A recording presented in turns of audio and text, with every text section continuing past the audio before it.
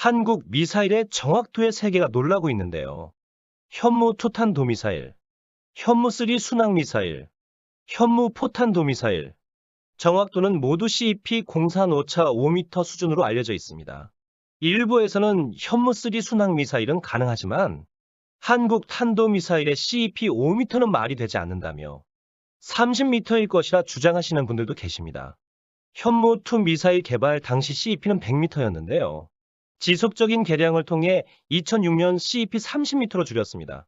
정확도의 진심인 한국은 계속 개량을 해왔고요. 지금은 CP 5m 이하로 알려져 있습니다. 그럼 초기에 만들어진 현무 미사일들은 CP 100m, 30m 그대로인가 하는 의문이 생기는데요. 미사일은 한번 만들면 끝이 아닙니다. 10년 정도의 주기로 미사일을 완전히 분해해 정비와 부품 교체를 하는데요. 이때 업그레이드가 진행됐을 것으로 보입니다. 미사일은 정밀 타격을 위해 고가의 유도 시스템을 탑재하는데요. 유도 시스템 수준에 따라 미사일 가격의 20% 이상 차지하는 것도 있습니다. 따라서 한국 미사일 가격이 이상할 정도로 높은 이유는 고가의 유도 시스템을 탑재하기 때문으로 생각됩니다. 다른 무기들은 뛰어난 가성비로 수출되고 있지만 유독 한국 미사일만 외국보다 비싼 이유도 여기 있습니다. 미사일의 정확도가 얼마나 중요한지는 미국 주장을 보면 잘 알 수 있는데요. 2000년대 미국의 새로운 군사 전략인 충격과 공포에서 GPS 유도를 하는 정밀유도 재래식 폭탄은 1970년대 핵미사일과 같은 벙크 파괴 능력을 가지고 있다고 주장합니다. 70년대 미사일은 CEP가 1000m였기 때문에 두터운 콘크리트로 보호된 적군의 군사시설을 파괴하려면 핵미사일을 발사해야 근처에 대충 떨어져도 벙크 버스터 역할을 할 수 있었는데요. GPS 정밀유도 폭탄은 CEP가 5m이기 때문에 정확히 적군의 군사시설을 타격할 수 있습니다. 따라서 1970년대의 핵무기를 대체할 수 있는 능력을 가지고 있습니다. 이렇게 정확도는 미사일 파괴력을 효율적으로 투사하게 하는데요. 한국은 미국을 능가하는 GPS 유도폭탄 키트를 가지고 있습니다. 바로 KGB 유도 키트인데요. 명품입니다. 전투기에 새로운 무기를 장착하려면 인티를 해야 하는데요. 인티를 하려면 전투기 제작사에 의뢰를 해야 합니다. 그런데 인티 비용이 생각보다 많이 비싼데요. FA-50의 미사일 하나 인티하는데 대당 10억 이상 요구한다는 이야기가 있습니다. 인티는 장치, 설비가 다른 경우 시스템을 연결하는 것입니다. 따라서 한국은 자국 전투기가 없기 때문에 항공기 미사일을 개발하기 힘든 상황인데요.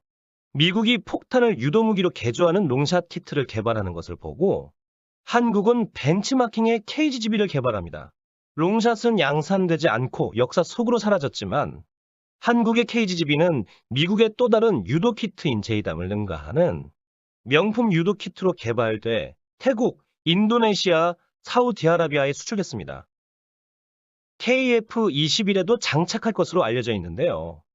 일부에서는 북한의 GPS 교란 등의 취약한 상용 GPS 수신기를 장착한 KGB의 탑재를 못마땅하게 바라보고 있습니다.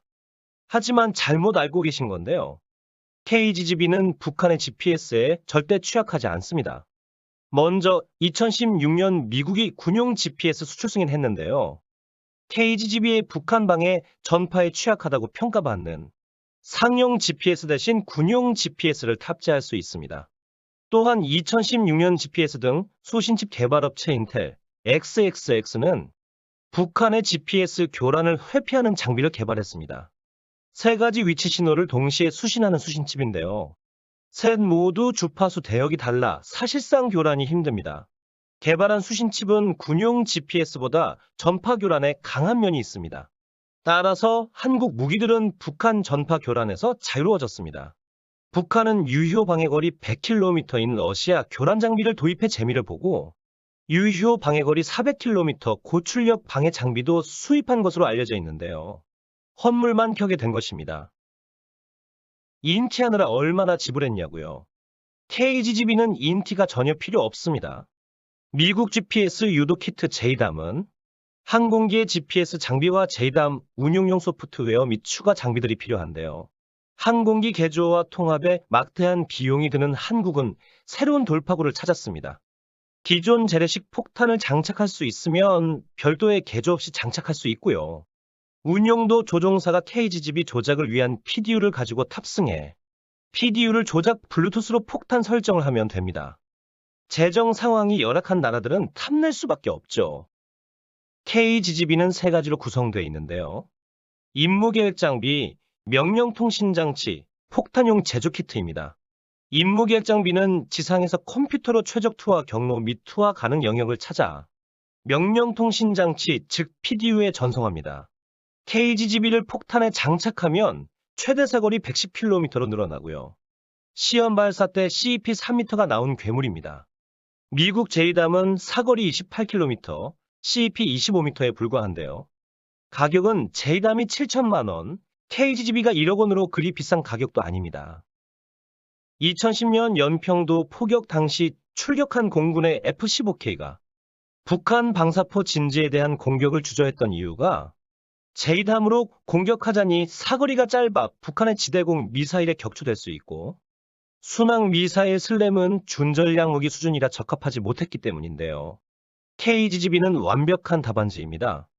기존의 폭탄으로 북한의 갱도 포 진지를 공격하려면 갱도 포 진지들의 입구가 북쪽에 있기 때문에 전투기가 북으로 갔다가 다시 남으로 내려오면서 공격을 해야 했는데요.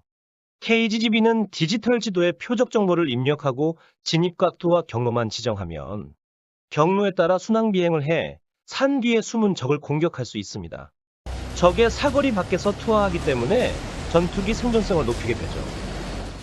MK-82는 2001년 기준으로 300만 원이 안 되는 폭탄인데요.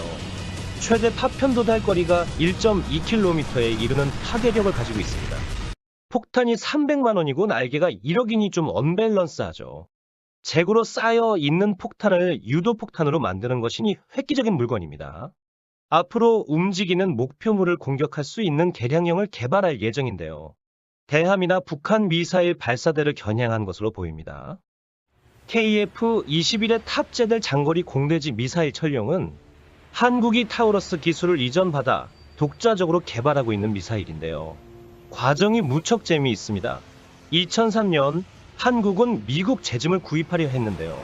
당시 제즘은 개발 중이었지만 타우러스보다 3분의 1 정도 낮은 가격이 책정돼 있었죠. 저가의 제즘을 개발하려던 미국은 기술적인 문제가 발생했는데요. 개발 기간도 증가되고 가격도 덩달아 상승하게 됐습니다.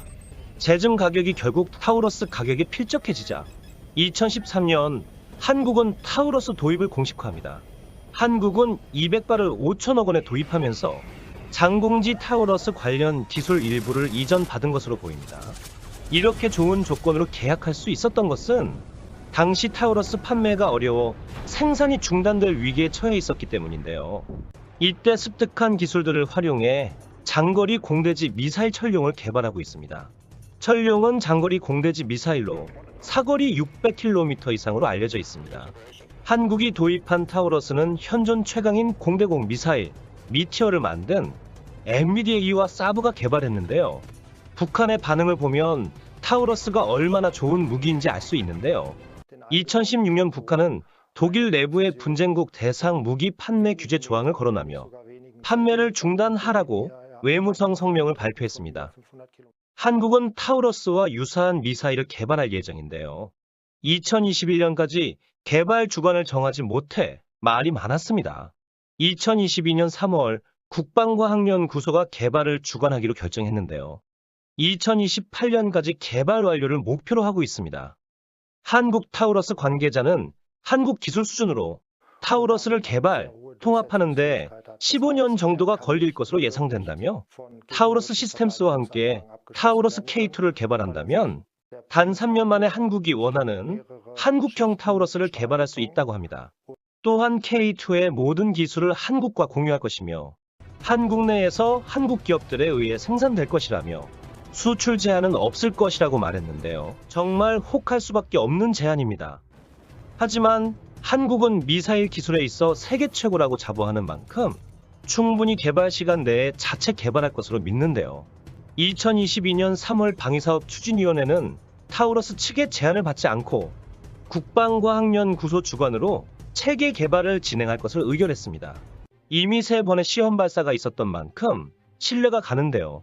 시험 발사를 위해서는 체계 통합을 해야 하고 체계 통합을 위해서는 제조사에 의뢰해야 하는 게 아닌가 의문이 드실 텐데요. 무장 테스트를 하려면 미국과 제조사의 허가를 받아야 하는데요. 시험 발사한 기종은 F-42로 1960년대에 개발된 오래된 기종입니다. 따라서 미국과 제조사의 제약에서 자유로운 기종으로 국산 무장을 테스트하는 테스트베드로 쓰이고 있습니다. 비록 오래된 기종이지만 철룡의 체계 통합을 했다는 것은 한국의 기술력으로 KF-21 체계 통합을 충분히 할 수 있다는 말입니다. 타우러스 측에서 좋은 조건을 제시한 이유도 한국이 충분히 개발하고 통합할 수 있기 때문이 아닌가 싶습니다. 시간상으로 여유가 없는 것은 사실이지만 한국 개발자분들은 항상 부족한 예산과 시간에도 국민들을 실망시키지 않았다는 것을 기억합니다. 타우러스는 비행 직전에 연료를 주입하지만 철룡은 연료를 주입한 상태로 5에서 10년간 보관할 수 있어 전투기 출격 준비 시간을 단축할 수 있습니다. 또한 철룡은 스텔스 형상으로 만들어졌으며 램 페인트까지 칠할 예정으로 알려져 있어 적에게 발각될 확률이 현저히 줄어듭니다. 전투기는 이륙하기 전 유도탄의 표적 정보를 입력하는데요. 타우러스는 2개의 표적 정보만 입력 가능한 반면 철룡은 4개 이상의 표적 정보 입력이 가능해 보다 다양한 선택지를 가지게 됩니다. 타우러스보다 작아지면서 사거리는 600km 이상으로 알려져 있습니다. 마지막으로 해군 미사일을 KF-21 공대공 미사일로 개량하지 않을까 많이들 기대하시는데요. 일단 공식적인 개발 내용은 찾지 못했습니다. 다만 해군 미사일과 유사한 MICA 미사일은 공대공 미사일에서 함대공 미사일로 개량한 버전이 있는데요. 두 미사일 모두 탐색 추적 장비가 비슷하고 측추력기를 달고 있다는 점, 해상용의 경우 해군과 동일한 사거리를 가지고 있다는 점들로 볼 때 해군이 공대공 미사일로 개량된다면 사거리 100km 내외의 중거리 미사일이 될 것이라 추측됩니다. 공대지 유도탄도 세대별로 구분을 하는데요. 1세대는 무유도 자유낙하 방식입니다. 2세대는 레이저 유도폭탄입니다. 3세대는 관성유도 장치와 위성항 법장치를 이용합니다. 4세대는 2세대와 3세대를 결합합니다. 5세대는 전술 데이터 링크를 사용해 정밀 타격이 가능합니다. 6세대는 무인기와 연동됩니다. 해공이 미티어 같은 공대공 미사일이 되고 철룡이 타우러스를 능가하는 미사일이 되기를 바라며 마칩니다. 시청해주셔서 감사합니다. 구독과 좋아요는 저에게 힘이 됩니다.